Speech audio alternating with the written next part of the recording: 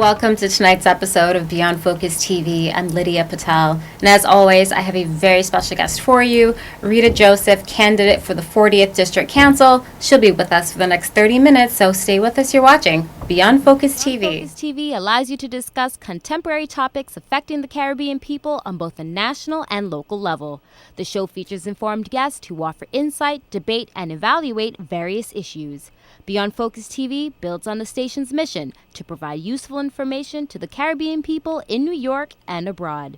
BeyondFocus TV, where our viewing audience can get educated, informed, and empowered. Welcome back. You're watching BeyondFocus TV. I'm Lydia Patel. Like I said, I have a very special guest for you, Rita Joseph. Welcome to the program. Thank you. Thank you for having me. Well, it's always nice to have family. Yes, in the house, so that's great. You're doing a lot of great things, and we're going to go into the political realm and all that. Of course. Before we dive in, I always like to introduce you formally to the viewer. So, who is Rita Joseph? Let's see. Rita Joseph is an educator, a mom, a community activist, and someone who's been around working on behalf of the community since I was 19 years old. Wow. So definitely some good experience that you're bringing to the table. Absolutely. I'm bringing a lot of experience to the table. So I'm excited. This is a journey, long time coming though. It was a work in progress, and so here we are now. So for you to say it's a long time coming, give us a little bit about that back history. I know you're an educator. How did that all come to be? Because there's always a story. You don't just wake up and be like, I'm going into politics. There's always something. Either you've been in the community, the educational portion for sure has come into that. So kind of shape us a little bit. When I came into education, I realized there was a lot of holes in education. Either there wasn't enough, there was always not enough of something. So I'm always working on different little projects. When I realized that there were so many of our students living in shelters, and I thought of the holidays, and I said, wow, how are they going to spend their holidays? So I partnered up with a couple of friends, and we did our first toy drive. And I was able to give toys to the students. And I was so happy at the reaction that I said I should do this every year. Mm-hmm. So I've been giving away toys for the past 15 years. Oh, my goodness. And I've had some amazing partners who supported the dream, the initiative. And I noticed that as the population unfortunately grew of students in alternative housing, I realized that I was like, how are they going to spend their Thanksgiving? So for the past 5 years, I hosted a Thanksgiving dinner at the church every year for 5 years. And I noticed that they needed coats. So I partnered up with a local dry cleaner. And they were donating their coats, their shoes in great condition. And after the meals, the students and the parents were allowed to go into the room and pick out a coat. It's winter. So it was one of the ways to give back. I've always been about service since I was young. I started organizing since I was 19 years old. I organized my first rally when the FDA said, Haitians could not donate blood. I was 19. I was in high school. I was outraged. And I heard my friends, till today, Moses St. Louis, we're still friends, who was on the radio at the moment and talking about that moment. And I said, wait, I'm Haitian. That affects me. If I have children, that's going to affect my children. It's going to affect my parents. So I must do something. So I organized on a high school level, and that was one of my biggest organizing. I believe April 20th, 1990, I believe over 500,000 Haitians walked that bridge. Yeah. And that was the time that I decided, you know what, community service is going to be my thing. So always giving back, always working for the betterment of the community. But one of the things that I realized that I'm always hiding, I'm always behind the scene. I like to make things happen. I don't like to be in front of camera. So this was a lot of work for me to come and sit here and talk about the work and talk about myself, which is something I'm not good at. I can talk about other people. I can sell other people, but it's been a journey to sell myself. So here I am today. Absolutely. But of course, you're in the spotlight to a certain degree now, and you're bringing that servitude and that love for the community on a different aspect where people do need to know the face. They got to put a face to the name. They're going to hear Rita Joseph, but they got to see Rita Joseph, because Absolutely. If elected, which you will be, of course, they're going to need to know who's representing them. Absolutely. And we live in a very social, it's not like before where we were so far removed. Like, to say the DA, you didn't even know. Like, we couldn't even put a face to this. And now it's like, it's such a digital age. You're going to be everywhere. I know. That was my biggest fear. But I'm doing it. I'm out there making sure that I'm selling this campaign, letting people know the work that I've been doing in the community. And now I'm here and I'm ready to take that work to another level as an elected. The work that I've been doing, I've done all the work without being an elected. And now I think I could do more on a bigger scale. For sure. And I think you're absolutely correct on that. Having that backing and that title just open up more doors, gives you leverage for things that you could even do even bigger projects. Absolutely. Bring more resources to the district that I plan to represent. We have a lot of needs. So working with city council, working with other city council members as well in partnership and making sure that our districts get what they need. So for those who don't know, 40th District covers which sections of Brooklyn? It covers Ditmas, Park, Kensington, Flatbush, Prospect Lefferts Garden, and Flatbush. So that's a lot of different. You're getting a little bit of gentrification, getting Jewish community, getting a little bit of the Arab community, of course the Caribbean community. Of course. So you are getting a nice diverse mix. Which is a real reflection of what New York City is. It's Absolutely. A mosaic of beautiful, diverse. So you get a little bit of everything. You walk down Coney Island, it's Bengali, Pakistanis. Yeah, so you get a little bit of that food. You're right next to Brighton, you got to get that Russian and Ukrainian mix. Yes, and then you get the food too. Don't forget the culture. You get the so I'm enjoying it. Walk down Nostrand, you get a little bit of everyone. All the depending what side of roaster and how far up or down you go. You get your roti, you get your jerk chicken, you get your Haitian food, your fritai and all that. So you get a little bit of everything, and that's what I love about New York. For sure. And that's a huge thing. But something I do want to ask you, having such a big mix of people, Caribbean side, Haitian side, the West Indian. Okay, we know you got that on lock. But speaking to those other communities, what's your game plan for those, because it's such a big mix, and you might have communities who may not want to have a Haitian woman represent them because they don't feel you're representative of them, even though you have their best interests at heart. As an educator, I've served everyone. So as a council member, I plan to serve everyone. And I've had different students, and at my school, I'm an E&L coordinator. So that means I work with all of the different students that come from different countries. So I'm respective of each and every culture.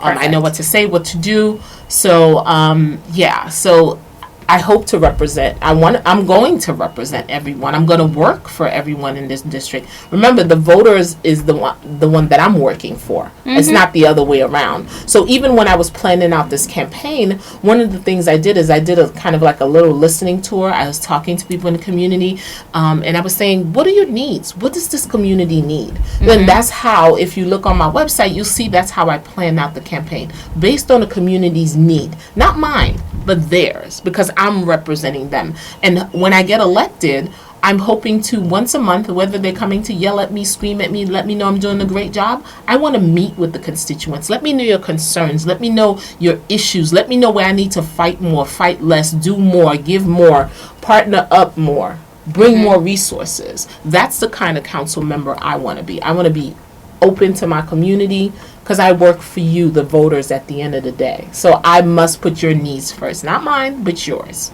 So my values will be their values. And working for working families. I'm a working mom with 4 boys. So I want to represent that immigrant, that woman, the LGBT community. That's who I represent when I come to the table. It's all of that mixed up together in that district. Absolutely. That is phenomenal. I'm so excited. We're going to take a quick break, and when we come back, we're going to talk about the campaign, do a little deep dive of what you'll be bringing for the people. Stay right here. You're watching BeyondFocus TV. We'll be right back.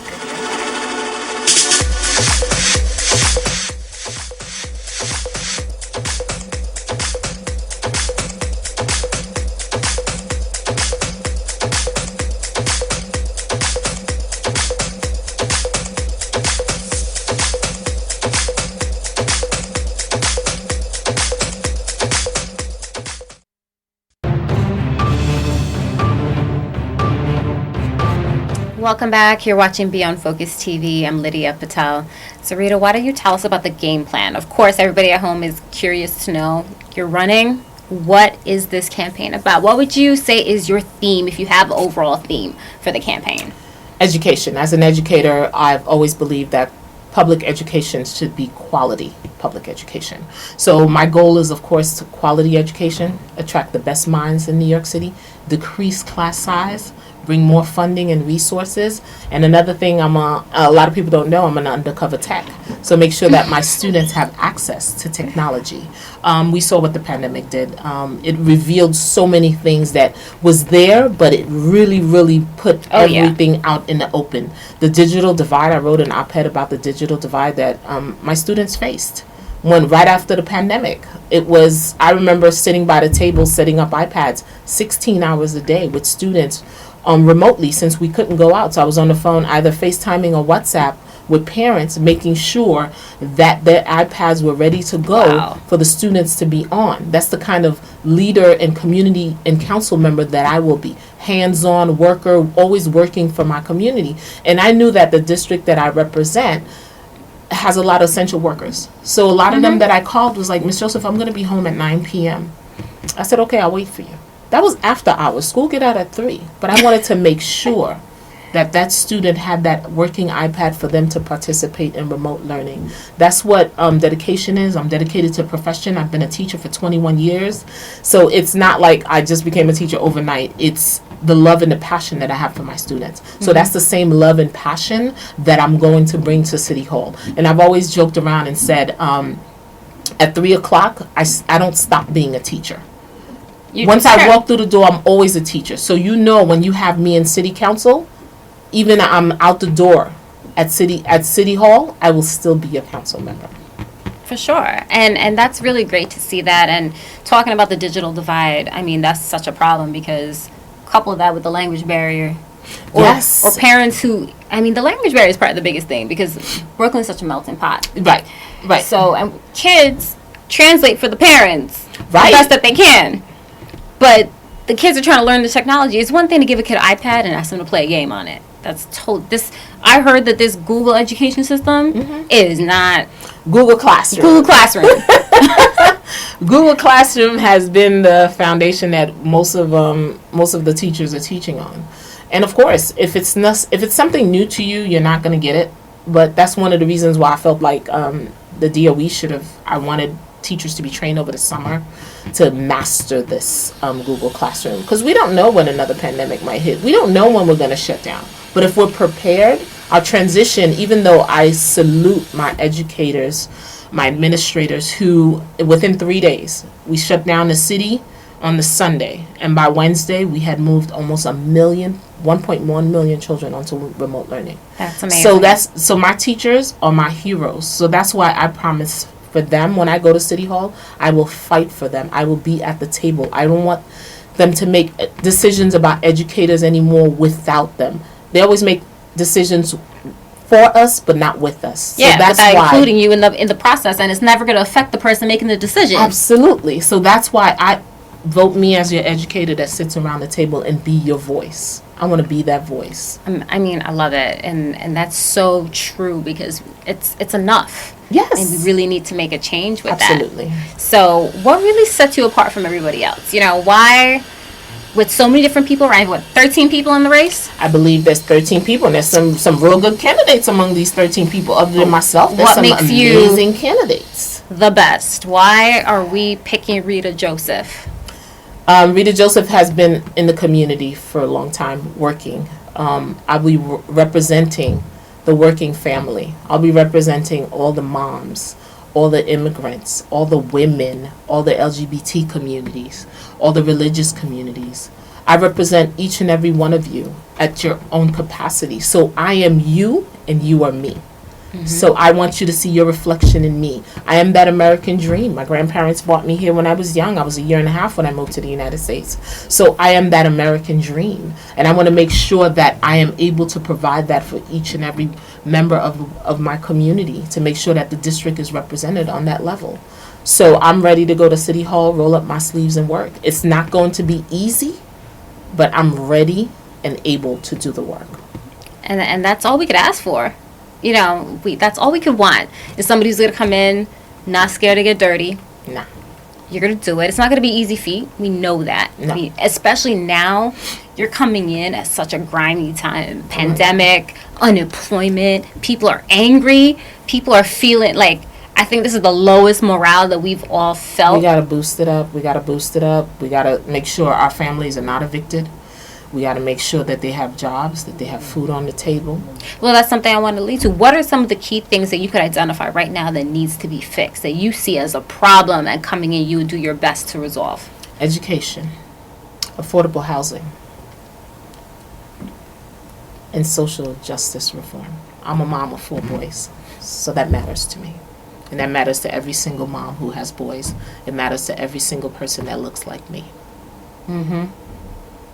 Because it's, and the current, I saw last week, the current DA is trying to, overturn certain things, make right. But we have to dismantle a system that's so it's so broken. So broken. Absolutely. That's what it is. It's a broken system, and we definitely must fix it. And a lot of it's antiquated and wasn't designed with us in mind. Right.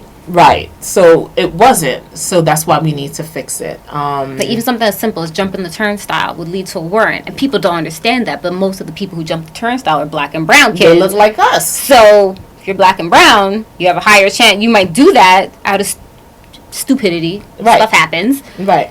You don't take that ticket seriously. And you have it has consequences. Right. It has a warrant for you. And they don't even tell you. Sometimes they just, officer writes it up, hands it to you. And you put it in your pocket and you ignore it. Forget about it. And not realizing that you need to make a desk appearance before they issue a warrant for your arrest over a ticket that you jumped the turnstile. So those are the little things, but there's bigger things that we could dismantle. There's a lot to dismantle. Even the simple thing as maternal health. That's something I'm very passionate about. Every time a black woman walks into the hospital to give birth, she's 12 times likely to die giving birth than her white counterpart. I've been hearing that a lot. I wrote an op-ed about it over the summer because of Shayasia, who passed away giving birth, Amber Rose Isaac in the Bronx.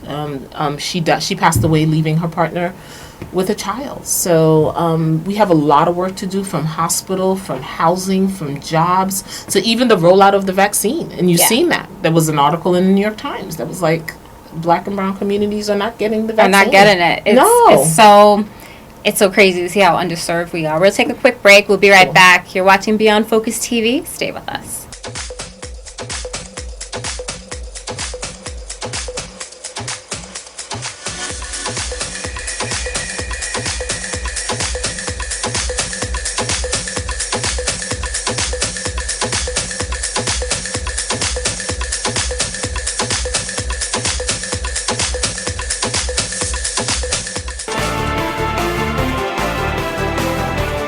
Welcome back. You're watching Beyond Focus TV. I'm Lydia Patel. So Rita, I'm just so passionate about everything that you're doing. And when you look back at your history, you could say, you've really been in the community already. Would you say that, taking this position as council member is really just an extension of what you've already been doing in the community? Oh, definitely. What I've done in the community, this is just an extension, a bigger platform to serve more. What I've been doing in the community, let's say, for example, since the pandemic hit, I haven't been working only for the pandemic. I've been working way before the pandemic. So during the pandemic, it was even more to make sure that my parents had food, the community had food. I was at food distributions, pantries, giving out PPEs, making sure the families knew resources that were available to them, whether they needed rent assistance, whether they needed to find out what a pantry is, whether they needed to find out where testing is, whether they needed translation on a document, to make sure that they had access. And that's one of the things as council member, we want to make sure that our community has access and equity. That's always been my motto. So I've done all of this not as an elected, and I'm ready now to become an elected. Boom. I love it. And that's exactly what it's going to be. How can everybody at home get information on your website? Of course, donations are always welcome. Absolutely. So and any amount, guys, it could be as small as $1. Support the cause. Go ahead. So how do we find you on your website, social media, all that good stuff? RitaJoseph.com is the website. It's real easy. On Twitter, I'm Rita Joseph NYC. On Instagram, I'm also Rita Joseph NYC. On Facebook, I am Rita Joseph for City Council. Okay, great. So definitely you're active on social media. Yes, I am. And I know we were saying offline, definitely there's going to be a new ballot system. Yes, so kind of share some light on that. Definitely. There's they just tested it out in the new election, in the special elections that were happening in Queens, but in June 22nd is the primary. You could rank choice your candidate. Let's say you love me so much, you make me your number one, and then you find other candidates, you make them the number 2, number 3, number 4, and number 5. But of course, you're going to make me your number 1. I'm your favorite. And that has to be all within your same district, correct? Within your same district. Okay. There's going to be a list of candidates, and you choose from that candidate, and you list them according to your preference. I'm number 1, and then the next person will be number 2, number 3, number 4, and number 5. I think we need like maybe a demo or some sort. Please let everybody know, because when they do these changes, sometimes it could work against us just because Absolutely. of lack of education of how it even works. And it could be innocent mistakes. Yes, there's been rollouts. I'm thinking of doing a couple of Zooms, probably going on the radio station as well to make sure that the community is informed of these changes and how they will vote come June 22nd of 2021 this year. Also, I'm running because we need more women in city council. We do. With the next city council cohort going in, when this one leaves, there's 35 seats open. There will only be 5 women in city council, and we can't allow that. Who's going to fight for women issues, maternal health, childcare, education, workplaces, things that matter to women? Who's going to fight for them? So I'm going to be your voice to fight for you as a woman, as a mother, as an immigrant. That's fantastic. And when you do get the seat, again, I always let everyone know, for those who don't know, how long will we have you for? It's 8 years, but this one is going to be special because you get sworn in on the January 2022. Yeah. And then you serve for 2 years. And then you have, because of the census, the district might get redistricted. Redistricting. So you're gonna serve for 2 years, and then you run again. And then the time where I will serve the full 4 years is from 2025 to 2029. So it's gonna be 2 years, and then 4 years. Okay, a little bit different. So yeah, so I'll be running a lot. So you'll be seeing me a lot. So the first time you get elected, and then you serve the 2 years, you have a chance of now you could get booted out after those 2 years. Well, I'll be such an amazing council member that I will not get booted out. I will work for my constituents to make sure that they have the faith to vote for me again with no hesitation. That's great. Why do you think all these changes of the system started happening? Well, this is just for the census, because the census. So that's why. That's the only reason why. It's because of the census, because you may have to shift in population. You may have to create a new district. So that's the reason why. And that's why it was so important. And we had a couple of census people on the show when at the height of the summer, when we were really trying to get people, we don't understand how important it is, because that's where we get funding. The census, and people were still so scared about immigration status and all these different things. I'm like, they don't collect this data. But we also know who was president and why they had to be scared. Right. So totally understandable. But to your point, it's super important that, now things might be redistributed a little bit. Yeah, right. And one of the ways I got people to convince them to make sure they fill out the census, I was like, if you're 50 now, by the time the next census come around, you'll be 60. So if you don't have a hospital to go to, you don't have enough senior centers, you have to wait 10 years to get those services. So if you're 60, by the time the next census come around, you're 70. You're going to be ready to be retired. What services lack of if you don't participate now? Say, how many hospitals we're going to need, how many schools we're going to need, how many senior centers, how many parks, you have to plan that out. So I was playing around with the age, and I was like, okay, if you're 60 now, 70 is the next time. So you need to fill it out now. Absolutely. No, that's so true to think about. I'm like, in 10 years, how old am I going to be? Oh, God. It's like a whole new age bracket. It's right. No longer get to check this box. I'm automatically in this box. Half fair. Yeah, fear for sure, But it's great. What final words do you have for everybody at home? That I'm here as a daughter of the community. I'm not a stranger to the community. I'm your daughter. You guys raised me from 19 years old to who I am today. And I've never disappointed. I've always made sure that I was there and grateful for those who made sure they paved the way for me to be here. So today I'm coming to you as your daughter. The child you raised is ready to go on this journey to become your councilwoman. So I'm looking forward to your support to make sure that this journey happens. I love it. How do you feel overall about going through this? Does it feel a little bit surreal when you hit your goal? And I mean, there's still more money to be raised, but when you feel like, all right, officially hit the amount that you can qualify, how did that make you feel? I said, Grandma, which my grandmother raised me, and I said, Grandma, this is for you. My grandmother had a 4th grade education. She can only sign her name, so I'm a product of that household. Every time I talk about her and my grandparents, I always get goosebumps because they were older when they migrated here for them to bring me here, so I could not disappoint. I had to be their American dream. So I always see myself through them. I always say that I am them and they are me. So just like the immigrant experience, I am you. That child you have in your house, that was me at one point. Now you have everything to be proud of. I'm an educator, I'm a community member, I'm an advocate, always fighting for the betterment of my community. So when I hit that threshold, I had this whole moment and I was like, Grandma, are you watching? Are you seeing this right now? This is for you, for all the hard work and the sacrifice you invested. This is for you.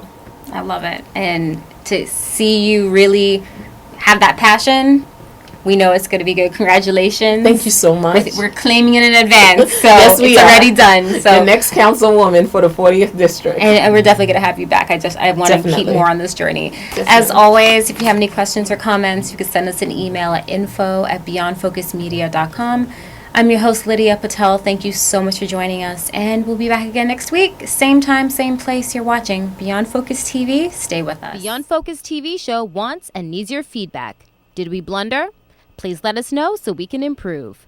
Was the show helpful to you? Drop us a note so we can share the success with our staff members. Is there something you think we could do better? We welcome new ideas and new approaches to old ideas. Do you have a great suggestion? Let us know and we'll work on it. If you would like to share your comments anonymously, please send us an email at info@beyondfocusmedia.com. If you want to get in touch with the executive producer directly, send him an email at gene@beyondfocusmedia.com. We really look forward to hearing from you.